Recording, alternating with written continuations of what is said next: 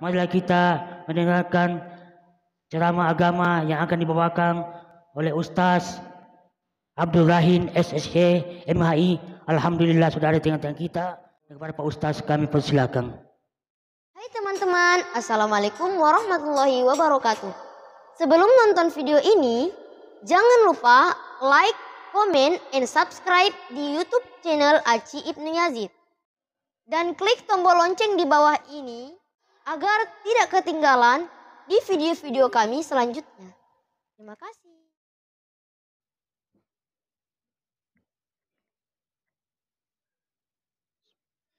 Bismillahirrahmanirrahim. Assalamualaikum warahmatullahi wabarakatuh. Alhamdulillahi rabbil alamin. Wabihi nasta'in wa ala umuri dunya waddin.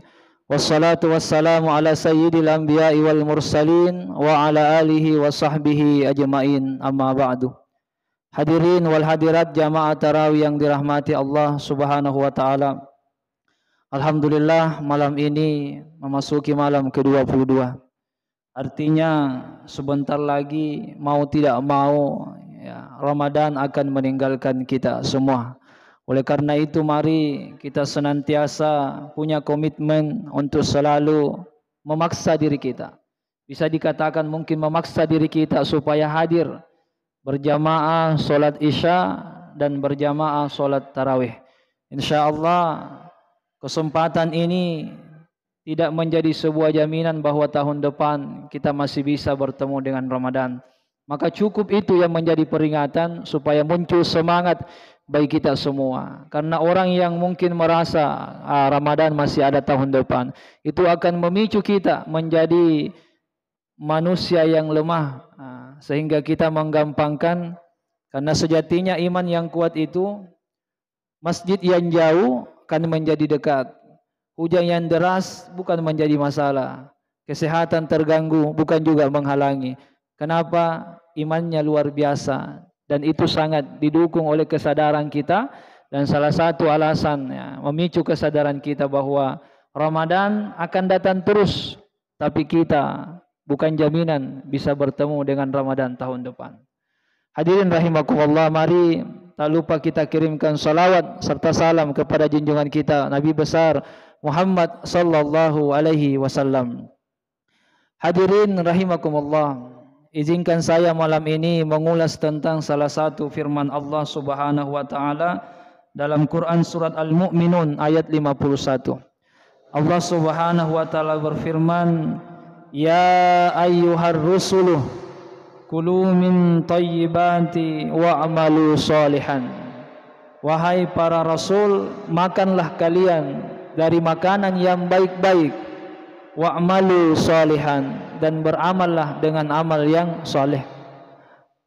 Sebagian ulama mufassir kita memberikan penafsiran tentang ayat ini bahwa ada kaitan erat antara perintah Allah kepada rasul-rasulnya. Jadi sejak Nabi Adam sampai Nabi kita Muhammad ada perintah, kulu min thayyibat, makanlah dari yang baik-baik, artinya yang halal-halal, wa'malu sholiha, dan beramal solehlah. Ulama mengatakan ada hubungan erat antara makanan yang halal yang kita konsumsi dengan amal yang kita lakukan. Artinya apa? Makanan halal itu akan membuat orang terdorong untuk melaksanakan amal-amal kebaikan. Dan makanan yang haram, makanan yang tanda tanya, bermasalah, itu akan melemahkan kita, memberatkan kita melaksanakan perintah Allah Subhanahu wa taala. Ada hadis Rasulullah sallallahu alaihi wasallam, beliau mengatakan bahwa man akalal halala ata'at jawarihuhu sya'an aba. Siapa yang memakan makanan halal, ata'at jawarihuhu, maka tubuhnya itu akan taat, sya'an aba, mau atau tidak. Artinya otomatis ketika makanan halal masuk, maka tubuh itu akan terdorong melakukan ketaatan kepada Allah Subhanahu wa taala. Itu pengaruhnya makanan halal. Waman akalal harama, kata Rasulullah, siapa yang makanannya makanan haram, dia tahu itu haram, tapi dia masih makan, dia masih ambil, padahal sudah tahu ini haram. Asad jawarihuhu, maka tubuhnya akan bermaksiat, tubuhnya terdorong untuk selalu bermaksiat. Sya'an aba, mau atau tidak, otomatis juga Pak. Nah, maka begitu pentingnya kita menjaga makanan ini. Karena kelanjutan makanan halal pasti taat, kelanjutan makanan haram pasti maksiat.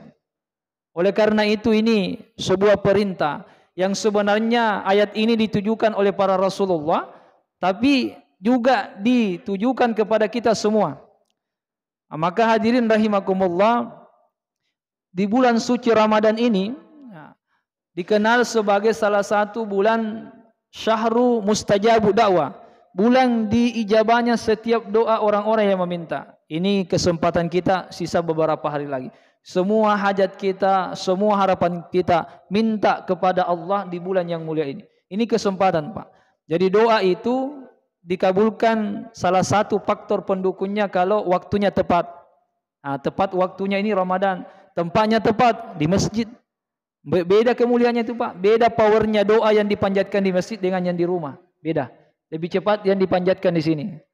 Makanya ada Pak Imam biasa sujud lama. Itu salah satu posisi doa yang cepat diijabah itu ketika kita sujud, di sujud terakhir kita minta kepada Allah Subhanahu wa taala, atau kita salat wajib atau salat sunnah lalu bersujud lama di situ minta kepada Allah Subhanahu wa taala.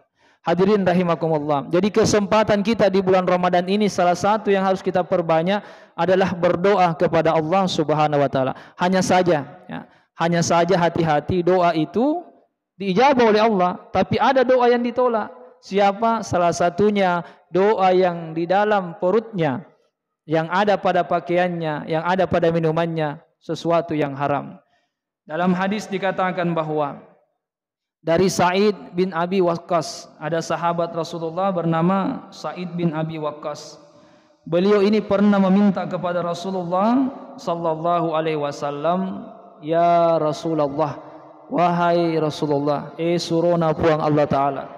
Ud'ullaha, mintalah kepada Allah, ayyaj'alani mustajaba da'wah, supaya saya dijadikan orang yang mustajab doanya." Artinya kalau dia berdoa langsung Allah kabulkan. Itu permintaannya Sa'id bin Abi Waqqas. Maka apa jawaban Rasulullah? Ya Sa'id bin Abi Waqqas, ya Sa'id bin Abi Waqqas, atib mat'amaka, perbaiki makananmu.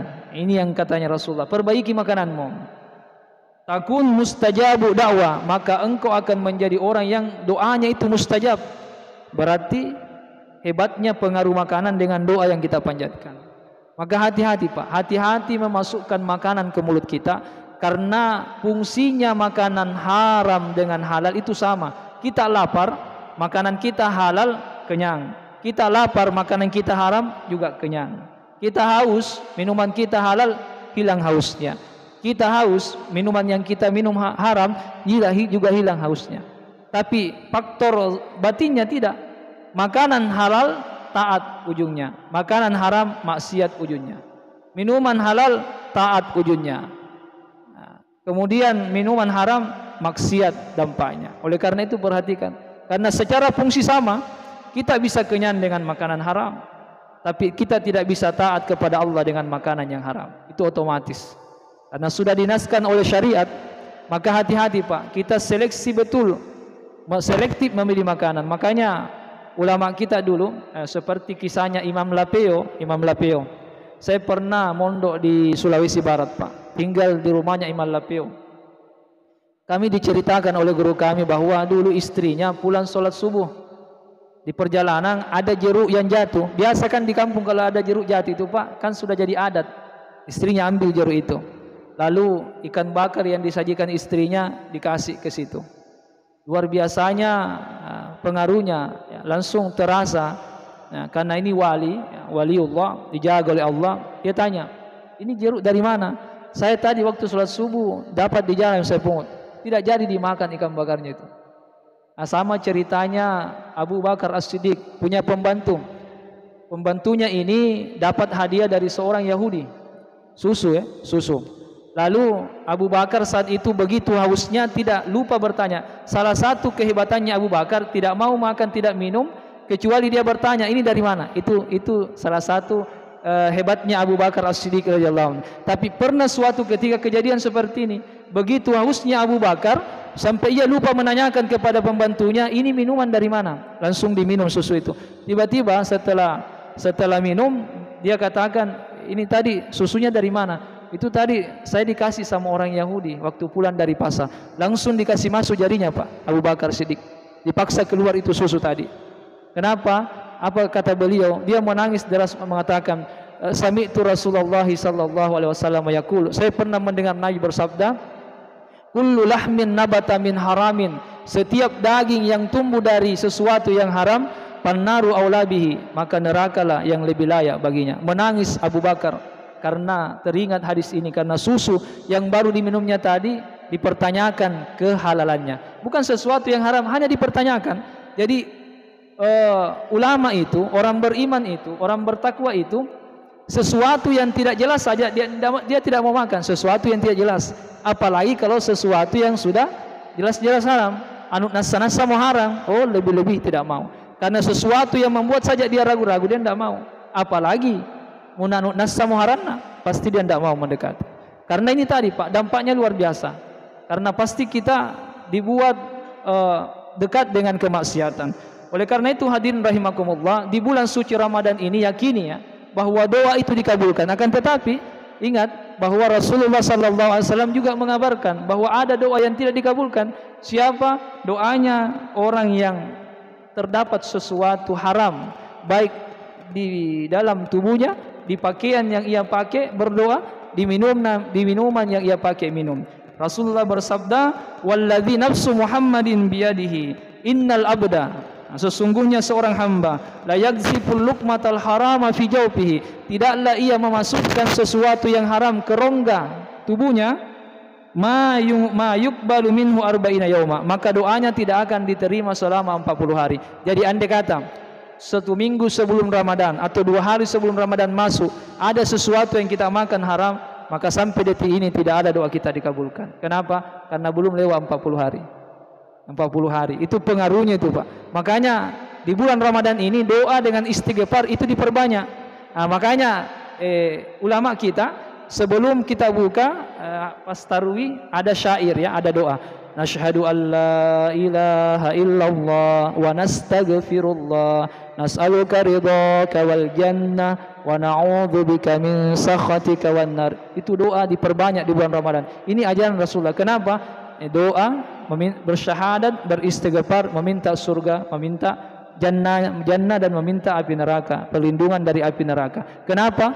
Karena ini masalahnya. Jangan sampai ada sesuatu yang haram yang masuk ke dalam tubuh kita, sadar atau tidak sadar, itu punya pengaruh.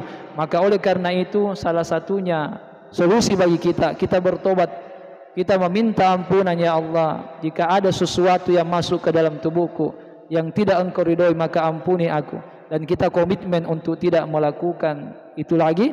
Karena itulah yang disebut taubat. Maka mari kita hormati Ramadan, kita manfaatkan momentum kita bersama Ramadan. Mudah-mudahan harapan kita, doa-doa kita semua diijabah oleh Allah Subhanahu wa taala. Ini yang sempat kami sampaikan. Mohon maaf atas segala kekurangan. Billahi taufik wa da'wati wal irsyad. Assalamualaikum warahmatullahi wabarakatuh.